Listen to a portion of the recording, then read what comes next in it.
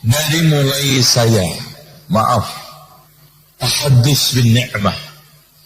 Saya dulu itu masuk Libya NO, mendapati beliau itu sudah mendakwahkan sunnah.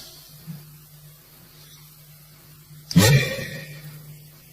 Saya masih belum mendapatkan hidayah kepada sunnah. Beliau sudah mendakwahkan. Dan dakwahnya beliau sampai hari ini tidak ada perubahan. Tauhid, akidah, manhaj.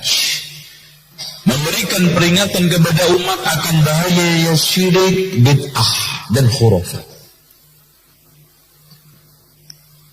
Dan sampai hari ini dakwah keduanya adalah mubarakah, diberkahi oleh Allah. Demi Allah ya ikhwan, dulu tidak ada istilah sunnah dikenal oleh masyarakat awam. Ya, tidak ada. Ya, ketika saat saya di Libya, beliau sudah kutu buku, membaca buku, menghabiskan waktu-waktu dan umur remajanya di maktabah, di perpustakaan Libya. Syekh Abdul Hakim Addad. Semoga Allah merahmati beliau, semoga Allah Subhanahu wa ta'ala menjaga beliau. Terus kemudian ada murid-muridnya, dan semua yang mentahdir beliau adalah murid-muridnya. Kurang adab. Wallahi ya ikhwan, murid seperti ini ilmunya tidak berkah. Siapa yang menunjukkan ke jalan kebenaran? Perantara siapa? Sementara Rasulullah SAW memberikan suatu apresiasi, la ayyahdiyallahu bika rajulan wahidan khairun laka min humrin na'am. Seandainya ada orang yang mendapatkan petunjuk lantaran kamu satu saja, satu, ya, satu, apalagi masya Allah, ya, di timur, di barat, di Sumatera. Sebelum dai-dai ada, yang membuka siapa? Ustadz Yazid, Ustadz Abdul Hakim. Di Lombok, sebelum ada dakwah sunnah, yang membuka siapa? Saya yakin di sini adalah murid-muridnya, semuanya murid-muridnya Ustadz Yazid, Ustadz Abdul Hakim. Terus kemudian muncul anak-anak ingusan mengikuti hawa nafsu, pengen tenar, pengen dapat jamaah dengan cara mencela, menghina, menjatuhkan. Wallahi ya ikhwan, semua kalimat-kalimat yang dia sampaikan akan menjadi saksi keburukan di hari kiamat. La uzakki 'ala Allah, saya tidak mentazkiyah di hadapan Allah pasti. Ya, tapi beliau keduanya adalah ahli sunnati wal jamaah. Beliau adalah yang membuka untuk kita semua, sehingga jalan sunnah, jalan dakwah itu lempeng. Jalan sunnah sekarang langsam, dakwah itu nyaman. Kita mendapati masjid-masjid penuh dengan dakwah-dakwah sunnah. Ya. Oleh karena itu, orang yang mentahdir ustadz-ustadz ini hendaknya segera menghentikan. Tidak barokah. Bukan caranya seperti itu mendakwahkan ilmu. Mendapatkan jamaah, kalau Anda ingin jamaah, ya, bukan caranya seperti itu. Maka dari itulah ya akhi, jangan antum kira kita berdakwah itu enggak dimusuhi. Antum di Bogor udah berapa tahun? Tahu kisah Ustadz Yazid dulu di Serbu tahun 98? 1000 pemuda preman sampai rumah beliau hancur. Alhamdulillah beliau diselamatkan di alat belakang oleh para polisi. Iya. Kalau enggak meninggal semuanya satu keluarga. 1000 pemuda, bawa parang, bawa golok, Pak, bayangkan. Subhanallah. Tapi dakwah harus jalan terus, Mas. Tidak akan pernah berhenti insya Allah. Imma sunnah ini tegak, atau kita wafat di atas iman dan Islam. Alhamdulillah. Jalan terus, nggak usah khawatir. Makanya kita itu ketika menghadapi rintangan, langsung kita ingat para nabi dan rasul lebih berat rintangannya. Masa menghadapi rintangan segini saja sudah keok? Wah, nggak bisa.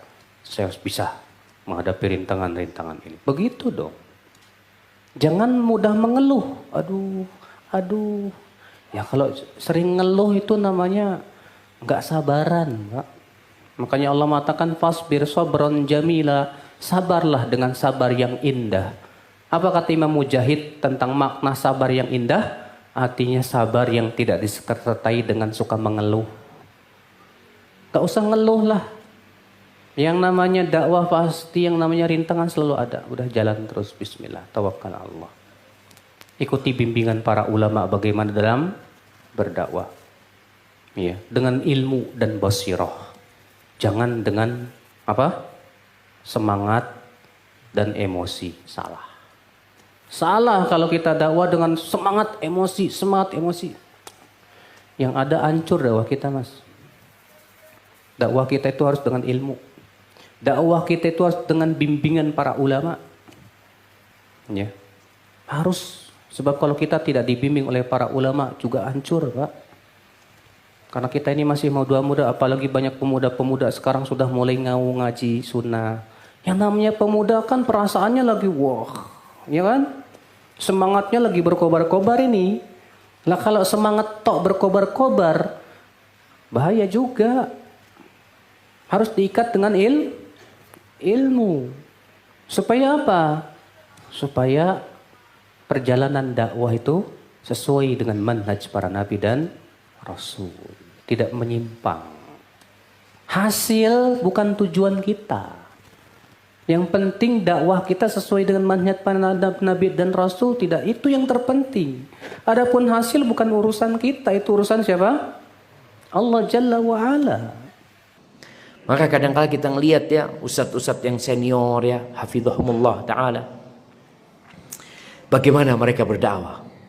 Mereka yang seperti Al-Ustadz Yazid bin Abdul Qadir Jawas, syafahullah wa afahu wa radda afiyatahu. Bagaimana beliau berdakwah. Ana pernah ke rumahnya beliau. Ana ngomong sama beliau, Ustaz kayaknya perlu cerita. Cerita apa? Cerita perjuangan. Bagaimana antum menyampaikan agama Allah ini. Sekarang baru terasa. Bagaimana beliau diusir dari satu masjid ke masjid lainnya. Hafizahullah ta'ala. Sampai beliau pernah cerita ketika ngajar dulu di Dewan Dakwah. Beliau naik bis dari Bogor ke Jakarta. Naik bis. Beliau cerita, ya gak ada yang nyambut. Turun dari bis, makan siang. Beliau di warung di depan Dewan Dakwah. Makan di situ. Habis itu beli air untuk diminum di meja kajiannya. Sendiri. Beliau habis kajian, sampai beliau cerita kajian tambah rame, tambah banyak hadir. Tapi nggak ada yang nawarin mau nganterkan untuk nganterkan pulang. Sekarang Ustadz, masya Allah, antum lihat anak jemput pakai mobil Lexus, pakai patwal. Kita dikasih kemudahan sekarang sama.